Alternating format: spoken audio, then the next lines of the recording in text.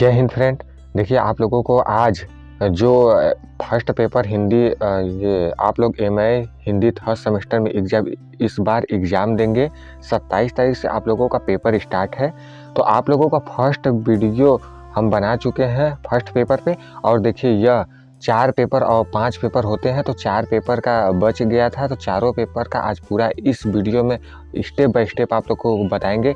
जो important question है, जो महत्वपूर्ण प्रश्न है, वह हर साल कैसे दोहराए जाते हैं। स्टार्टिंग हम लोग करते हैं द्वितीय प्रश्न पत्र है जो, तो देखिए द्वितीय प्रश्न पत्र है यहाँ पे आधुनिक काल, यह है ना आधुनिक काल इतिहास और साहित्य, स्वच्छंदतावाद, छायावाद, उत्तर छायावाद, प्रगतिवाद, प्रयोगवाद, नई कविता और नवगीत। ठीक, ये देखिए दूसरा पेपर है। और दूसरा पेपर में पहला दीर्घ प्रश्न पत्र, मतलब जो बड़ा पहले आप लोगों के सामने एग्जाम देने जाएंगे तो उसमें पेपर मिलेगा। पेपर में सबसे पहले छोटा अति लघु उत्तरीय पूछता है, उसके बाद दीर्घ उत्तरीय पूछता है। पहले दीर्घ पूछता था, अब लघु पूछता है। मतलब दीर्घ मतलब पहले बड़ा पूछता था, लेकिन अब छोटा वाला क्वेश्चन पूछता है। तो हम लोग दीर्घ से शुरू करते हैं। तो दीर्घ प्रश्न पत्र में आप लोग देखिए पहला क्वेश्चन क्या लिखा हुआ है, यह आप लोग स्क्रीनशॉट ले लीजिएगा, नहीं तो हम इसका पीडीएफ बनाए हैं। और देख काफ़ी मेहनत के बाद यह पीडीएफ को हम तैयार किए हैं, और उसके बाद इसका लिंक हम डिस्क्रिप्शन में दे देंगे, जाकर के वहाँ से पूरा डाउनलोड कर लीजिएगा। नहीं तो हम स्टेप बाय स्टेप आप लोगों को बता रहे हैं, तो इसका स्क्रीनशॉट ले लीजिएगा। ठीक, और देखिए यहाँ पे क्या दीर्घ प्रश्न पत्र पहला क्वेश्चन क्या कह रहा है, यह ध्यान से देखिएगा। हिंदी कविता में आधुनिकता का प्रवेश द्वार द्विवेदी युग है, विवेचना कीजिए। मतलब एक श्योर सीरीज पतली वाली आता है, जाकर के आप लोग उसको लेकर के पूरा का पूरा क्वेश्चन उसमें से मिल जाएगा। और मैं गारंटी के साथ कर रहा हूँ कि बस इसको इसमें अच्छे से यह क्या कराए मतलब हिंदी कविता में आधुनिकता का प्रवेश द्वार, यह क्या कर रहा है, आधुनिक के बारे में, हिंदी में आधुनिकता में विकास कैसे हुआ, क्या क्या आधुनिक काल में विकास हुआ, यह चीज़ अब प्रवेश द्वार क्यों कहा गया। यह चीज़ को केवल ध्यान से सब थोड़ा थोड़ा आप लोग पढ़ के जाएंगे, अच्छे नंबरों से पास होंगे। मैं ये गारंटी के साथ कर रहा हूँ कि क्योंकि यह क्वेश्चन कहीं और बाहरी सिलेबस से आप लोगों को क्वेश्चन नहीं आएंगे, प्रश्न नहीं आएंगे।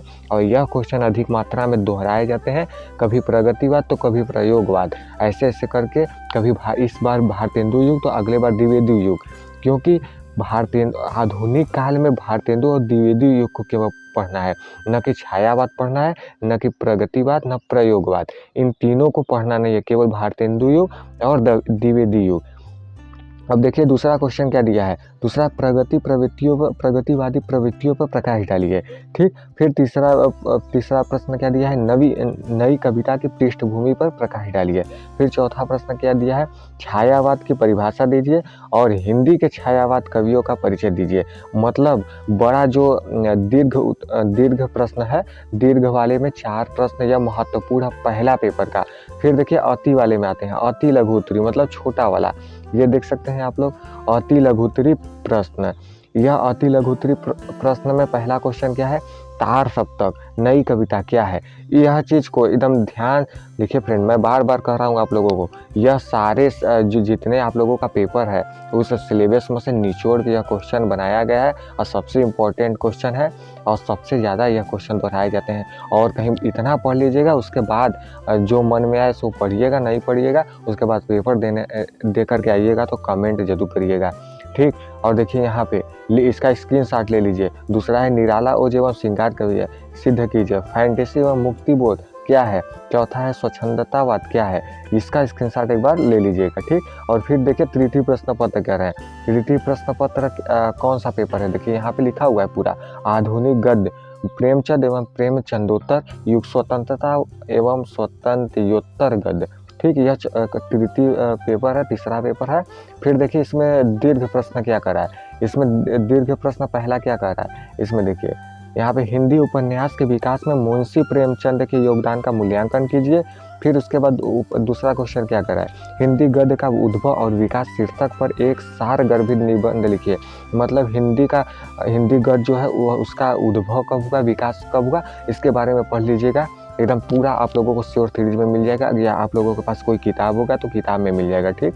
और उसके बाद तीसरा क्वेश्चन क्या करा है, प्रेमचंद के शिल्प विधान पर प्रकाश डालिए, ठीक। यहाँ पे देखिए यह दीर्घ हो गया, दीर्घ प्रश्न पत्र मतलब जो बड़ा वाला है यह 3 है तीसरा पेपर में। और देखिए छोटा वाला क्वेश्चन जो अति लघु उत्तरी प्रश्न है, यहाँ पे अति लघु उत्तरी प्रश्न क्या कह रहा है। पहला प्रश्न, कहानीकार मुंशी प्रेमचंद पर प्रकाश डालिए। फिर दूसरा क्या कह रहा है, जयशंकर प्रसाद ने गद्य के विकास में योगदान उनका कैसा रहा, क्या रहा, यह थोड़ा सा पढ़ लीजिएगा। देखिए मैं बार बार आप लोगों को बता रहा हूँ, यह बहुत डीपली इसको मत पढ़िएगा, थोड़ा थोड़ा पढ़ लेंगे, पूरा क्वेश्चन उस पर आधारित है, आप लोग पूरा आंसर अच्छे से लिख करके आएंगे, ये मैं गारंटी के साथ कह रहा हूँ। और उसके बाद तीसरा क्वेश्चन क्या रहा है, आंचलिक उपन्यासकार फणीश्वर नाथ रेणु, इनके बारे में थोड़ा सा पढ़ लीजिएगा। चौथा क्वेश्चन, माता का अंचल शीर्षक की सार्थकता। फिर पांचवा क्वेश्चन, देहाती दुनिया का संक्षिप्त सारांश। मतलब देखिए ये छोटा क्वेश्चन है, जो अति लघु उत्तरी प्रश्न है। देखिए आप लोगों को एक चीज़ और बता दे, जो अति लघु उत्तरी प्रश्न है वह उसको कम से कम 100 या 150 शब्द में लिखना है। जैसे ये देखिए आंचलिक यहाँ पे लिखा हुआ है, ये आंचलिक 1 शब्द हो गया, ये उपन्यास 2 शब्द हो गया, फणीश्वर नाथ ये 3 शब्द, यहाँ रेणु 4 शब्द। इस प्रकार से 100-150 शब्द से ज़्यादा मत लिखिएगा। और उसके बाद जो बड़ा वाला क्वेश्चन होता है, जैसे प्रश्न होता है ये दीर्घ वाले को देखिए, जैसे दीर्घ वाला अगर प्रश्न आप लोगों को दिया रहेगा, लिखा रहेगा दीर्घ प्रश्न पत्र, तो इस प्रकार से जब दिया रहेगा तो आप लोग एक क्वेश्चन का आंसर कम से कम 500 शब्दों में लिखेंगे, ठीक। 500 शब्दों में मतलब थोड़ा थोड़ा पढ़ लेंगे, आप लोग एकदम बना के अच्छे तरीके से लिख लेंगे, इसमें कुछ भी नहीं है। और देखिए चतुर्थ प्रश्न पत्र पे चलते हैं हम लोग, चौथा जो पेपर है हम लोगों का। देखिए यह चतुर्थ प्रश्न कथेतर गतिविधाएं, संस्मरण, रेखाचित्र, रिपोर्टाज, डायरी, यात्रा भी गद्य। और देखिए यहाँ पे ये देख सकते हैं आप लोग, जो चौथा प्रश्न पत्र है इस प्रकार से है, एकदम छोटा सिलेबस है, और छोटा सिलेबस में से वो निचोड़ के यह क्वेश्चन आप लोगों को निकाल के हम आप लोगों को दे रहे हैं। और जो पहला देखिए प्रश्न पत्र है उसमें पिछला हम वीडियो बना चुके हैं, यह इसमें दूसरा, तीसरा, चौथा, पाँचवा मतलब 4 पेपर एक ही में आप लोगों को सोचे अलग अलग से बनाने से वीडियो सूचित नहीं था, इसी में हम एक ही में बना दिए, और आप लोगों के लिए सुविधा भी है ये। और देखिए दीर्घ प्रश्न, यहाँ दीर्घ प्रश्न पत्र इसका क्या कर रहा है। देखिए डायरी, पहला प्रश्न है डायरी गद्य विधा की विशेषताओं का वर्णन कीजिए, विवेचना कीजिए। फिर दूसरा क्वेश्चन है हिंदी में रिपोर्टाज साहित्य के विकास पर संक्षिप्त वर्णन। फिर तीसरा है हिंदी के रेखाचित्र साहित्य का परिचय दीजिए। चौथा प्रश्न है संस्मरण की विशेषताओं का विवेचना कीजिए, ठीक। यहाँ पर दीर्घ हो गया। अब देखिए लघु उत्तरी प्रश्न में चलते हैं हम लोग। लघु उत्तरी प्रश्न क्या कह रहा है, देखिए यहाँ पे लघु उत्तरी प्रश्न हो गया, और यह प्रश्न क्या कह रहा है, पहला है रिपोर्टाज क्या है, दूसरा है रेखाचित्र और संस्मरण में अंतर बताइए, तीसरा है डायरी और आत्मकथा क्या है, चौथा है बूढ़ा मशक वाले पर संक्षिप्त टिप्पणी, पांचवा है अशोक वाजपेयी रचित हार जीत कविता का केंद्रीय भाव। और इसके फिर देखिए आप लोगों को यह चीज़ तो समझ में आ गया होगा, यह चौथा पेपर था। फिर चलिए हम लोग पांचवा और आखिरी पेपर की तरफ हम लोग बढ़ चलते हैं। तो देखिए यहाँ पे पंचम प्रश्न पत्र लिखा हुआ है, यहाँ पे पंचम प्रश्न पत्र, ठीक। और यहाँ पे देखिए पेपर पांचवा पेपर का नाम क्या है, हिंदी पत्रकारिता एवं जनसंचार माध्यम, यहाँ पे।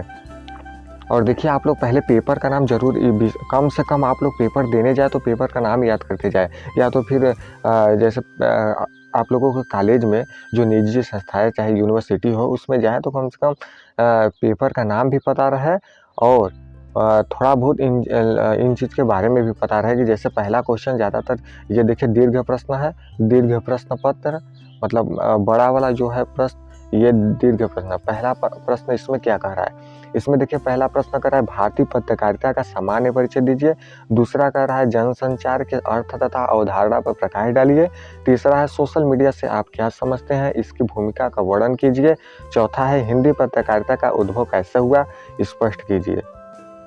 फिर उसके बाद देखिए अति लघु उत्तरी प्रश्न है, इसके बाद जो ये बड़ा वाला, फिर ये छोटा वाला क्वेश्चन आप लोगों को ये देखिए, ये अति लघु उत्तरी प्रश्न। अब यह प्रश्न क्या कर रहा है, यह देखिए कर रहा है ब्लॉग क्या होता है। फिर दूसरा क्वेश्चन है पत्रकारिता से आप क्या समझते हैं। तीसरा है गांधी युग किसे कहते हैं। चौथा है सरस्वती कवि विचन सुधा से आप क्या समझते हैं। जनसंचार के कौन कौन उद्देश्य हैं। तो देखिए आप लोगों को बता दें यह देखिए सिलेबस बहुत बड़ा नहीं है, बहुत छोटा छोटा है, लेकिन आप एक चीज़ फिर जाते जाते वीडियो का एंड करते करते आप लोगों को यह चीज़ विशेष तौर पे ध्यान देना चाहिए कि जो दीर्घ उत्तरी प्रश्न है वह कम से कम 500 वर्डों में हो, और जो अति लघु उत्तरी प्रश्न है वह 100-150 से ज़्यादा नहीं होना चाहिए। और बड़ा वाले को कम से कम 2 पन्ने में 4 पेज में आपको लिखना है, और छोटे वाले को 1 पेज में। बस इतना बहुत, आप लोग इतना लिख कर के आएंगे अच्छे नंबर से 65, 66, 67, 70% अच्छे नंबर से आप लोग पास हो सकते हैं।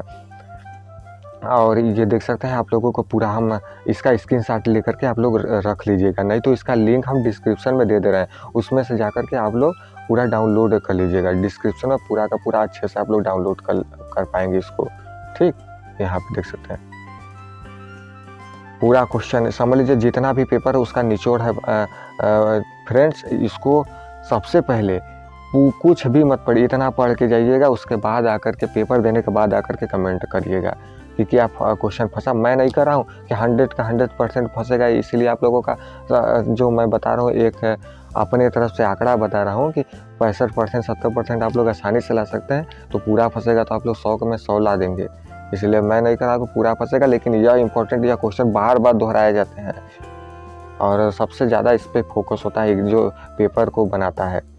यह बहुत महत्वपूर्ण, सिलेबस में बहुत महत्वपूर्ण रोल अपना यह क्वेश्चन निभाता है, इसलिए देख सकते हैं। आई होप आप लोगों को समझ में आया होगा।